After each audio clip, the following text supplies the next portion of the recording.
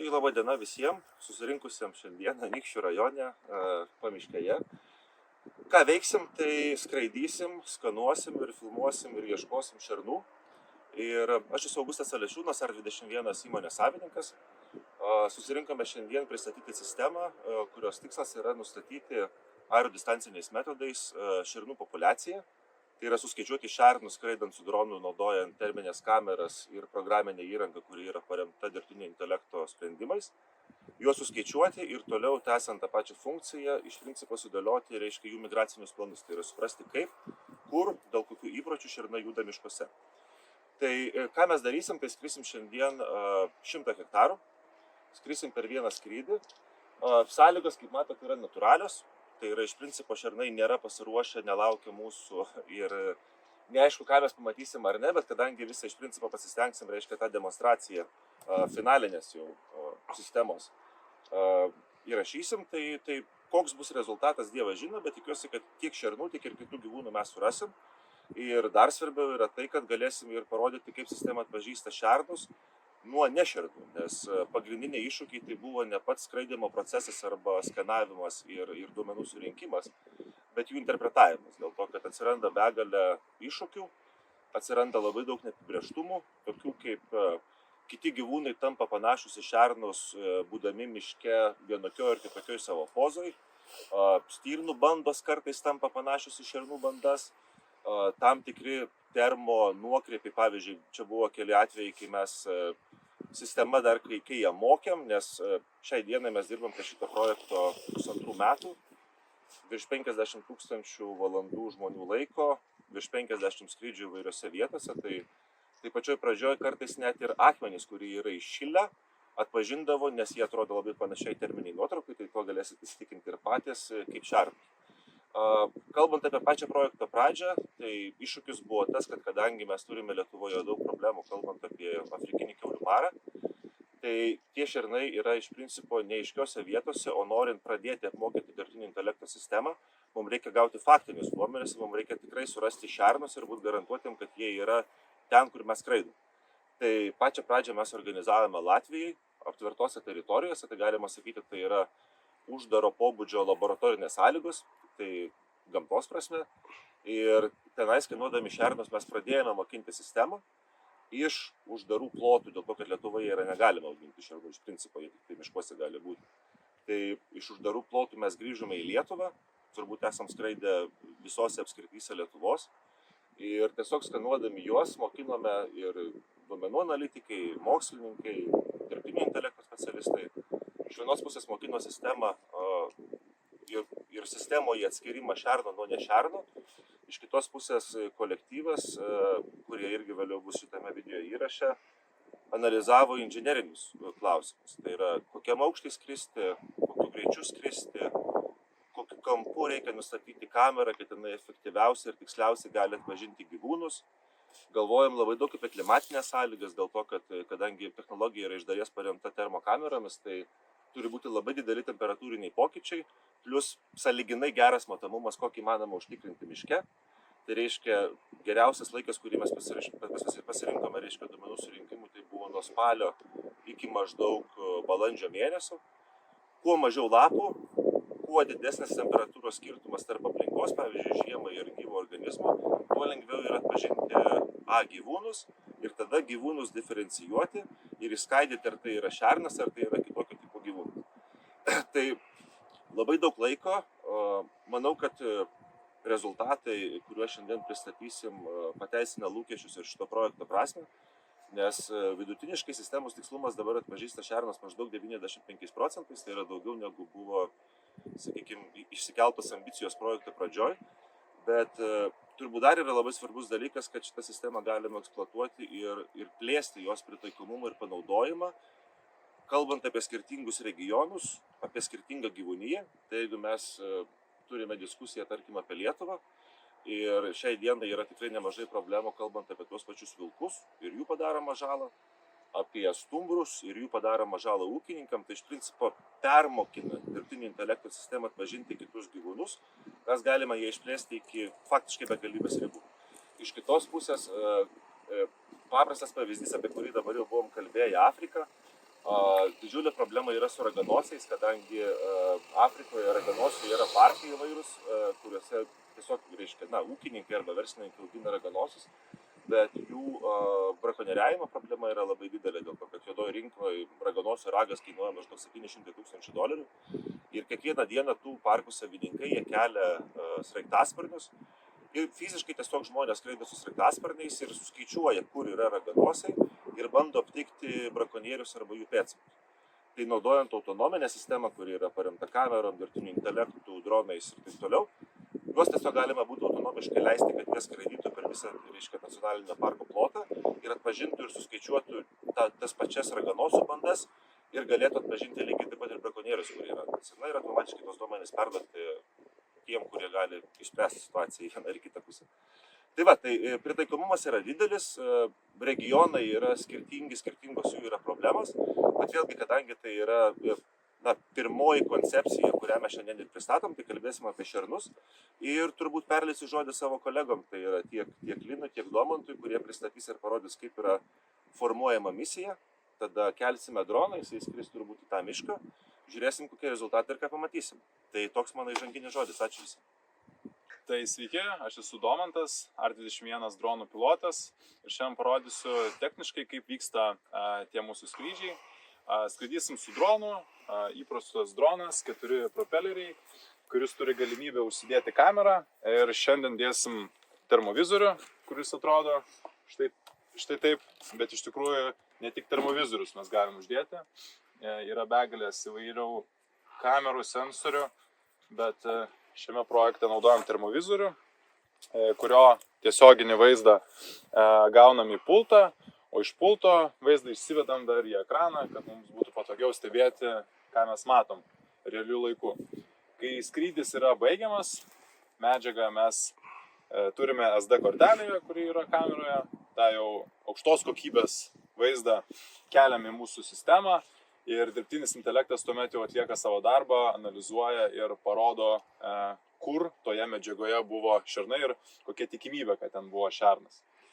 Tai transliacijos metu vaizdas irgi yra pakankamai geras, aišku, ne toks geras, kaip įrašytas į kortelę, bet net ir realiu laiku matant tą vaizdą mes galim jau identifikuoti, ar ten buvo gyvūnas ar ne, ar ten buvo galbūt akmuo, bala ar kažkas kita. Tai per didelį ekraną tai pakankamai gerai matosi ir iš esmės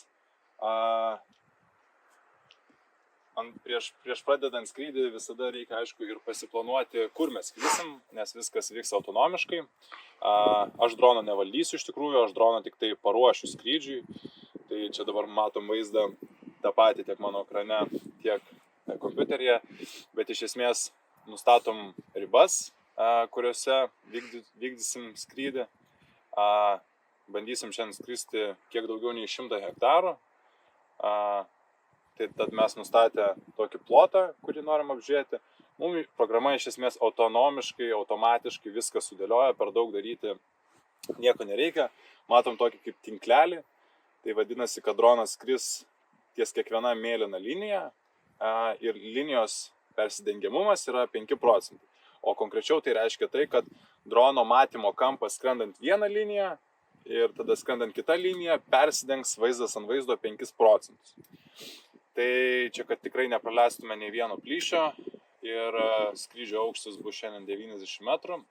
Kameros kampas bus 80 laipsnių, tai vadinasi, kamera žiūrės ne tiesiai į žemę, bet šiek tiek bus pasvirusi į priekį, tam, kad būtų geresnis matomumas miškingesnėse vietovėse, kurių mes čia, manau, turėsim, nes matom toks visai įvairus miškas, tai manau, tas kampas bus geras variantas. Tai va, skrydis truks su viskuo iki valandos. Kaip ir minėjau, skrisim 90 metrų aukštyje. Čia tų nustatymų iš tikrųjų yra nemažai, bet mūsų šiai misijai per daug nieko nereikia keisti. Esminiai 2 dalykai tai yra skrydžio maršrutas ir skrydžio kameros kampas. Na ir kas be ko aukštis. Tai šiuo atveju 90 metrų. Tai nežinau, galime iš tikrųjų uždėti kamerą ant drono, nes kaip pat įrodžiau, šitas dronas turi galimybę dėtis 2 kameras yra 2 jungtis, bet šiandien mums užteks termovizoriaus.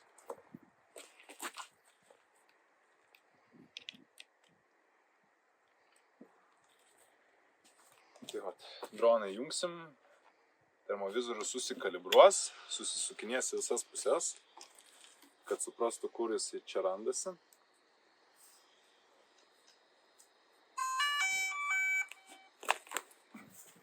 Tada turime pultą, čia turime tokią stipresnę anteną, kad visą laiką turėtume stabilų ryšį į šitą ekraną. Ant šito pulto dar būtų užsidės toksai monitorius, per kurį galėsim sukalibruoti dar reikiamus dronų nustatymus.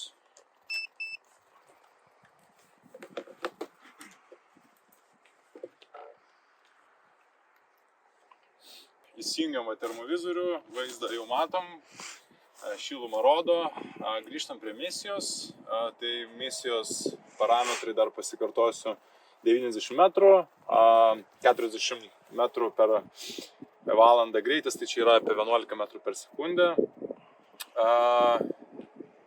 Ir ką, bandysime praskristi kiek daugiau nei 100 hektarų, tai 108 hektarus. Vaizdą, kaip ir minėjau, matysim šitam ekrane. Misiją dabar jau perdaviau į valdymo pultą. Iš valdymo pulto mes duosime dronui startą. Ir nuo to momento, jau kai duosim startą, teoriškai dronas viską darys autonomiškai, be mūsų jokio įsikišimo, nebent būtų kažkokia avarinė situacija. Tai droną galim patraukti šiek tiek nuo žmonių, į saugesnį kokį atstumą, nors iš esmės gal ir čia jau. Matom, va čia turim priešą tokį, laidus, aukštą priešą, bet manau mes jį praskrisim. Tai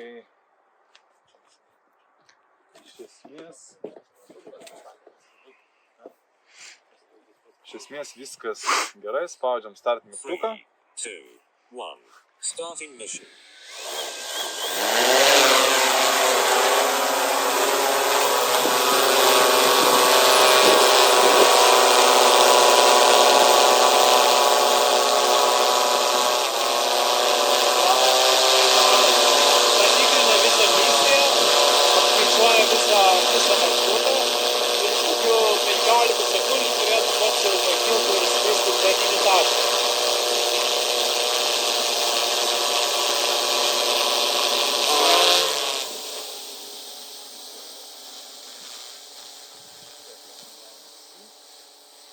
Įdomiausias vaizdas jau šitam ekrane bus.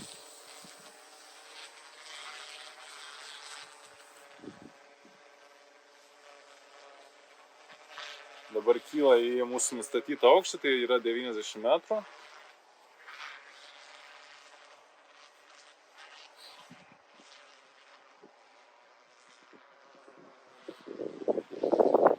Aukštis pasiektas, dabar skrenda jau į mūsų pirminį tašką, kuris yra čia va, prie pat miško pradžios. Ir skrydis dabar vyksta. Matom šiek tiek reljefą.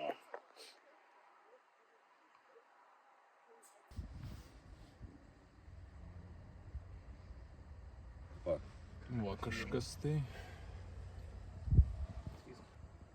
Bet pačiam kampe, ne misijos užmatymą. Bet ten va.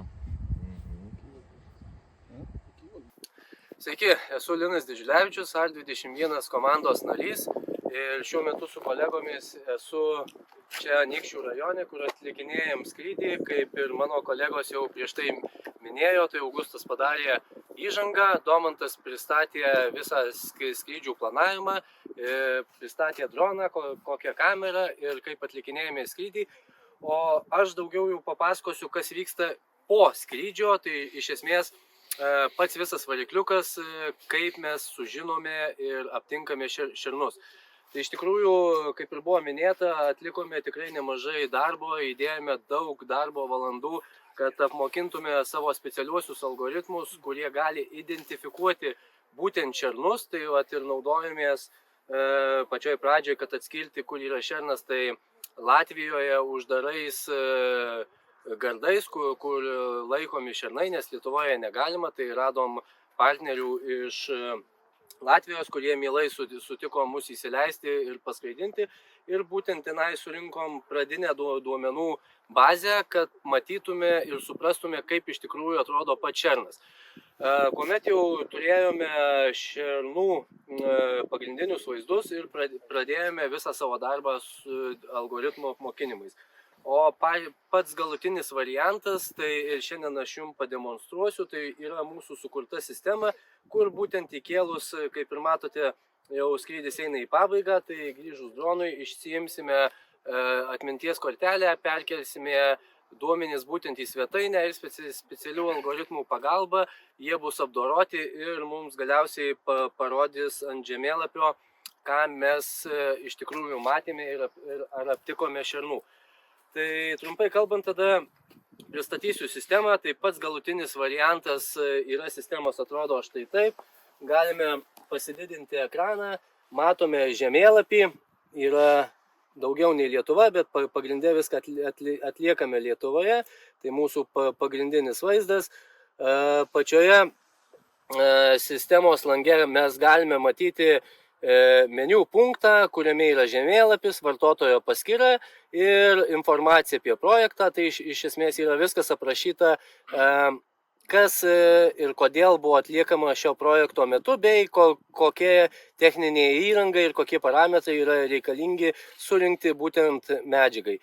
Grįžus į žemėlapį, atsiprašau, prisijungsiu per naujo, grįžus į žemėlapį mes turime kelis pasirinkimus, tai yra skrydžių įkėlimas, tai būtent po skrydžio mes turime gautą failiuką, kurį suzipuojame ir pasirašome skrydžio pavadinimą ir prikabiname tą failiuką. Prikabinus paspaudžiame patvirtinti ir jis yra įkeliamas į sistemą. Kuomet jau skrydis yra įkeltas į sistemą, jisai patį skrydį pradeda apdoroti specialūs algoritmai ir tai irgi vis tiek, kadangi skrydis susidaro iš nemažai duomenų ir užima nemažai vietos, tai šiek tiek užtrunka laiko, kol skrydžiai būna apdorojami, nes pats algoritmas žingsnis po žingsnio žiūro ir tikrina visą skrydžio planą ir pastebėtus tam tikrus gyvūnus pradeda identifikuoti ir atpažinti, ar tai yra šernas ar ne šernas. Ir aš jums pademonstruosiu vieną iš įkeltų skrydžių, tai sakykime galutinį sistemos testavimo skrydį, jį užkrauname. Ir ką mes čia galime matyti, tai iš tikrųjų matome visą plotą, kurį atlikome skrydžio metu. Taip pat matome ir pažymėtą šerniuką, būtent yra ikona, tai kurioje būtent vietoje buvo pačio skrydžio metu aptiktas šernas. Taip pat prie įkelto failo mes galime matyti įkelto failo pavadinimą, įkelimo datą, koks plotas buvo apskristas, bei kiek šernų to skrydžio metu buvo pastebėta.